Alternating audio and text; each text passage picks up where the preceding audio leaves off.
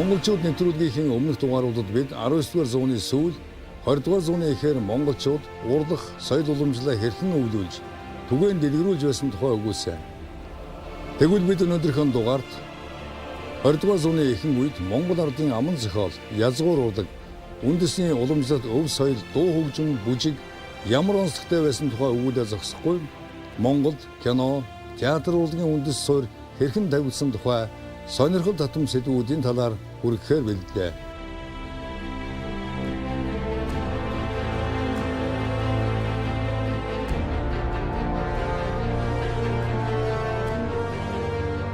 Бид энэ хүн нэвтрүүлгийн Монсудар хэвлэлийн газраас эхлэн гаргасан монголчууд 20-р зууны эхэнд номноос бэлтгэн хүргэж байна.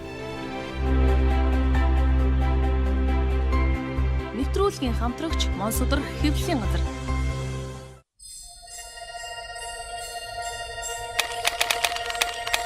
Монгол үндэсний дуу.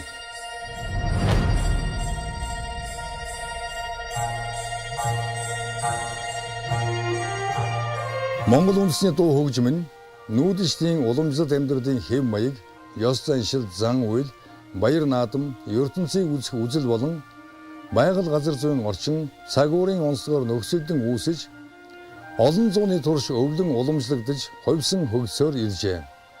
Тиймээс ч бусад улс үндэсний дуу хөгжмөөс өвөрмөс онцлог хэв маяг хэлбэрээр ядгардаг. Тухайлбал гүн ухааны болон утга уянгийн сэдвт Монгол үндэсний урт, богино дуу, бодол бясалгалын ая эгшиг, хөөмий, ёроол цол, үлгэр туйлн Монголын гисэн өвөрмөс өнгө төрх аялгүй ихшилэлтэй урлаг болон тогтож дэлхийн дахны сан хөмрөгт багтсан байдаг. Тэгвэл 19-с 20-р зууны эхэнд уртын дууч дууржив, чимэд сэрэн, ловсон гомпил, гомб, поврон, дорж давгнар, эртний сайхан, эрхэм төр, жаргалтайн дэлгэр, уйхан замб твийн наран зэрэг олон арван сонгодог уртын дууг дуулж, туйлж, жилкэр, парчин нар, гэсэр, жангар, бомэрдэн, хан харангуй зэрэг хөдөн их туй сайлж үндэсний өв их соёлыг түгээсээр байжээ. Түүнчлэн хандарма, сүнжидма, аргагүй амраг, алгирма, сэндэр охин, хулсан ташуур, юндэн гөөгө тэргүүтээ үндэсний богино дуунууд тухайн цаг үе нийгмийн харилцаа, түүхэн үйл явдал, хүмүүсийн ертөнцийг үзэх үзэл, хүсэл мөрөөдөл, амьдралын зөрчил бэрхшээлийг тусган тодорхой бие хүмүүстэй холбогдсон үүсэж ард нийтийн дунд түгэн тархсаар ирсэн юм. Монгол үндэсний богино дууны үг ая төдийгүй дуулах донж маяг, нам төрхөн орчин нөхцөл цаг үеэ даган өөрчлөгдсөөр иржээ. Жишээ нь 19-р зууны сүүл 20-р зууны эхээр хот хүрээний айл өрх, орд өргөөнд хуур, хуучир, ятг, шудраг, лимбэл зэрэг хөгжмийн зэмсэгтэй хамсран тодорхой донж маяг оруулан дуулж хөгжмөлдөг хүрээ маяг дэлгэрсэн байдаг.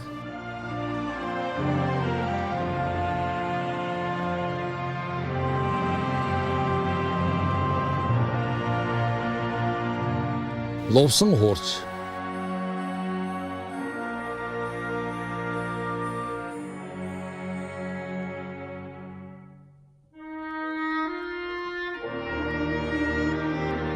Алдарт туйлж, манжихааны парчин.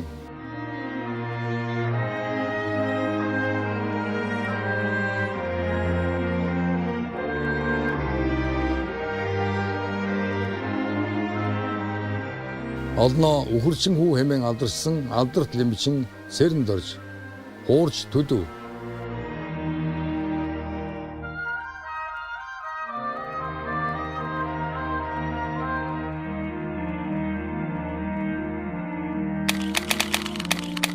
Үндэсний дан хөгжим.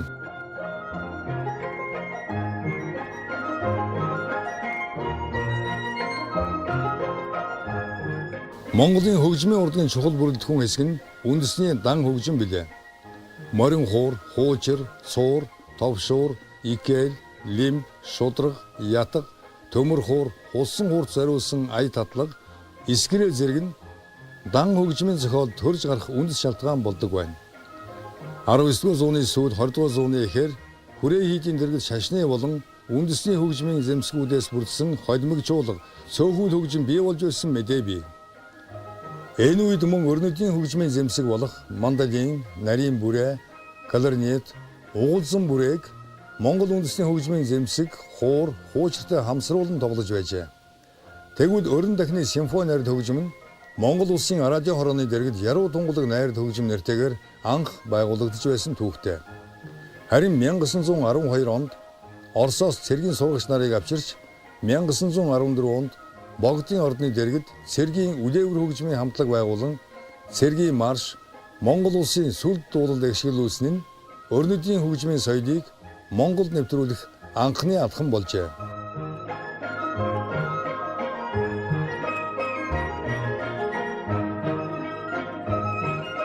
Лимб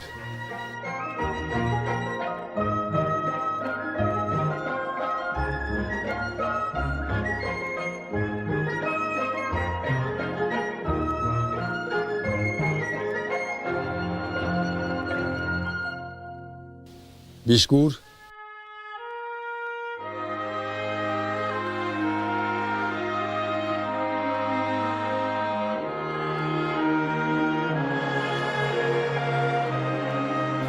Морин хуур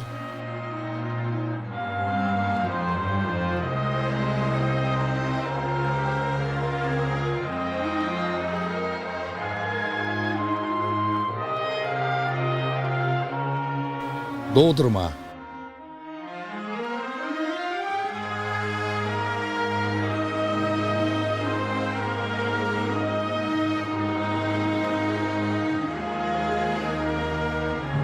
Монгол Ордын хувьсгалын дуу шивээ хяалт Монголын орчин үеийн хөгжмийн анхны бүтээлд тооцогддог. Дараа нь магнаг үсгтэй туг, улаан туг, агаараар нисдэг аэроплан зэрэг дууны үгийг зохиож түүндээ Монгол үндэсний ямар нэг дууны үндсэн аялгауны ерөнхий хэлбэрийг төссөн мөртөө идэвхтэй хурц Өрнүн Бадрангуй өрнөдийн маршийн чигийн ая зохиосон нь хувьсгалын утга агуулгад нийцж байлаа. Түүнчлэн Монгол транс, Май нэгэн, Баатар улаан зэрэг намын төв сургуулийн дуу, буян нэмхийн хувьсгал залуучууд дуу, Монгол интернационал насад оржийн пионерийн дуу гэх мэт 1920 оны олон дууг үндэсний дууны аянд тулгуурлан зохиосон байна.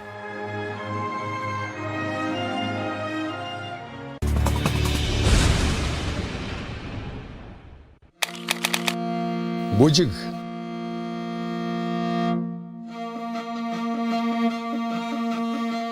Монголчуудын уламжлалт бүжиг урлагийн бус төрлийн нэг адил хүний амьдрал, ажил хөдөлмөр, угсаатны зан үйл, байгаль нийгмийн тухай үзэл ойлголтыг тусгасаар иржээ.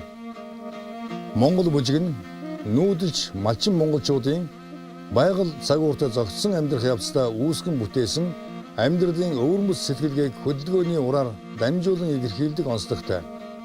Тэгэхдээ Монгол хөгжмийн язгуур үндэсний болон шашны зан үйлийн ордны гэх мэт төрөл хэлбэртэй мөн баруун зүүн Монголын төв халахын гэсэн ялгаатай хөгжиж байжээ.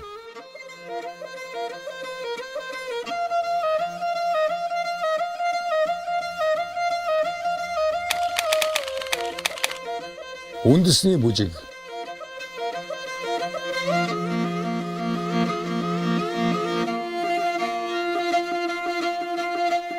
Баруун Монголд өргөн дэлгэрсэн бие биелгээ, аксал, дөрвөн ойрд, эвийн голын урсгал, цацал, жуурай гэлдэн, их татлаг, өрөөлтэй халтар, могой хээр гэх мэт бүжиг нь өөр өөрийн агуулга, хөдөлгөөний онцлог, хөгжмийн эгшгэлэл, орчин, орон зайтай юм.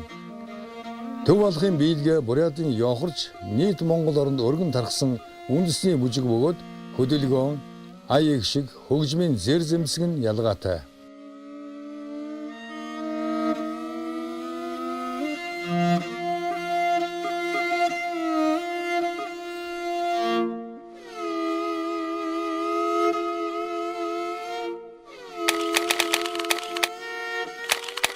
Ерөөл магтаал, үлгэр туйлын урлаг буюу ардын урлаг. Монгол үндэсний ерөөлч, магтаалч, үлгэрч туйлчид эртний хөдний их туйлс, үлгэр ерөөл магтаалыг үеэсүүд уламжлан үлдээсэн төдийгүй тэдний тоглолтын арга барил, хувирал өөрчлөлт зэрэг нь Монголын орчин цагийн театрын урлагийн хөгжилд жинтэй нөлөө үзүүлсэн байдаг. Ерөөлч магтаалч үлгэрч туульч нарын урлаг бол нэг хүний театр учир тэдний тоглох урлаг, тоглолтын арга, нам төрөх, ур чадвар тэргүүт нь нэн сайн байдгийг. Тухайлбал харьцангуй бага хугацааны дотор хайлдаг мөчлөг туйлаас эхлээд бүтэн сар хайлдаг их хөлгөн туйсыг монголчууд эрт дээр үес бүтээн туйрвж өвлүүлэн үлдээхдээ гол төлөв товшуур эсвэл хуучир хөгжмийн дагалдантайгаар цээжээр зохион тоглох театрчилсан хэлбэрийг өргөн хэрэгдэж байжээ. 19-оос 20 дугаар зууны ихэнх үед Баглай, Бата, Барчин гэх мэт туйлч нар дайны хүрэл хан харангуй Бөм Эрдэнэ зэрэг туйлыг хэд 3 хоногоос бүтэн сарын турш өдөр намраад товшуур хөгжмийн аялгуудаар хайлан хүүрнэн хэлдэг байсан тухай мэдээ бий. Энэ үлгэрч хуурч туйлчид бол Монгол оронд үзэх жүжиг, сонсох хөгжим, унших ном гурвуулангийн үргийг гүйцэтгсээр иржээ хэмээн Сэндийн Дамжинсүр нь өөрийн номондоо тэмдэглэн үлдээжээ.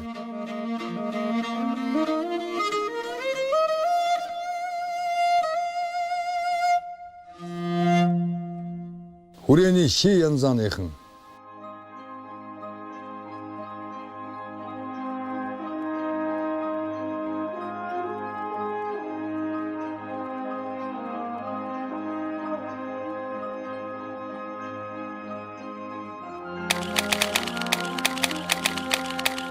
үндэсний харилцаа дууны бичил театр.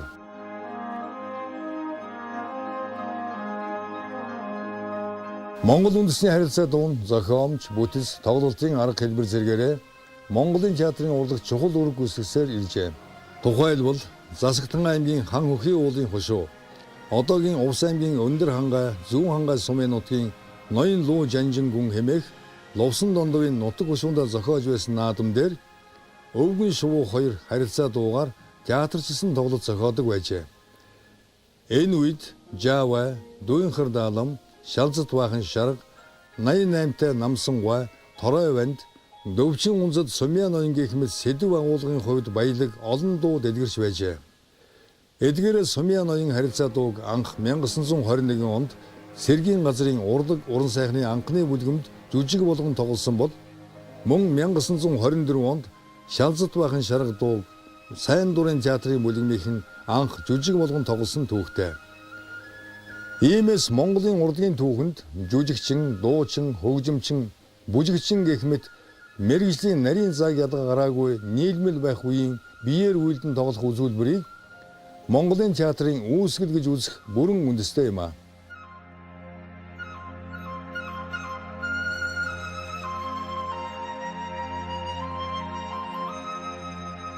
Жүжигийн тайз 1920 он бодит зургаас хуулбарлав.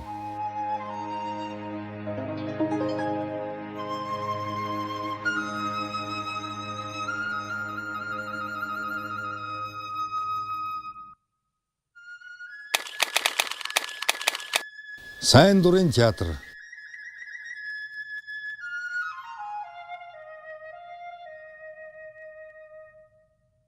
Урлаг уран сайхны сонирхогчдод зориулсан народны доом буюу ардын сэнгэл дэх ордон нь Монгол улсын театр урлагийн салбарын үүсэл хөгжилд ихээхэн нөлөө үзүүлсэн юм а. Энэхүү улс хоорондын клубын шинжтэй байсан ардын сэнгэл дэх ордны тайзан дээр л төрөл бүрийн үдшилтэд концерт зохион явуулж кино үзүүлэн Орос Монголын уран сайханчид ший тоглодог байлаа. Тэд Оросын зохиолчдын сохорсон биш завшив, Бэрх өдрүүд, Лувсын дагин зэрэг бүтээлүүдийг тоглож байсан юм. 1921 оны 10 дугаар сард Цэргийн театрт ший жүжигийн анхны бүлгэн байгуулжээ.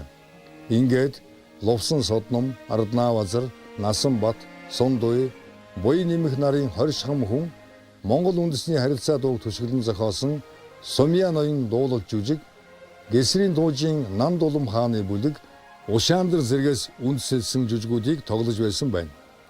1922 оны 2 дугаар сард хувьсгал залуучуудын эвдийн төр цагийн төв хорооны гишүүдийн хурлын шийдвэрээр бүх Монголын хувьсгал залуучуудын эвдийн жүжигийн хүрээлэн байгуулж түүнд Лувсан Содном, Гомбожов, Нацаг дорж, Буян нэмэх, Дамдин базар, Иш дулам, Амгалан нар оролцож байжээ.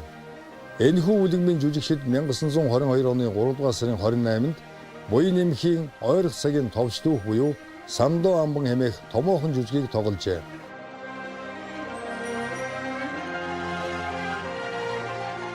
Бөмбөр ногоон хэмээх ардын цэнгэлд хүрээлэнд жүжиг үзсэн морьтон залуус.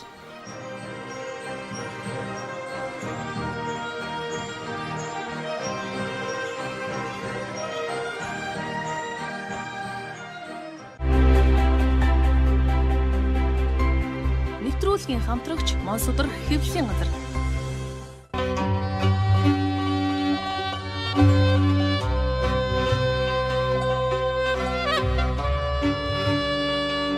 Монголчууд нэвтрүүлгийн энэ удаагийн дугаар өндөрлөж байна. Дараагийнхын дугаард бид энэхүү сэдвийн үргэлжлэлд 20 дугаар зууны эхэнд нийслэл хүрээнд гарч байсан кино, хагас ордны шинжтэй ажиллаж байсан театр зэрэг сэдвийг өгүүлээ зогсохгүй. Номын буйныг эрхэмлэгч монголчуудын бий болгосон судар бичгийн хүрээлийн архив, номын сан, номон зориулж босгосон дэлхийд цор ганц Монгол хөшөө зэрэг сонирхол татам түүхэн сэдвүүдээр эргэн уулзах болно. Бид энэхүү нэвтрүүлгээ Монсодөр хэвлэлийн газраас эрхлэн гаргасан монголчууд 20 дугаар зууны эхэнд номноос бэлтгэн хүргэлээ.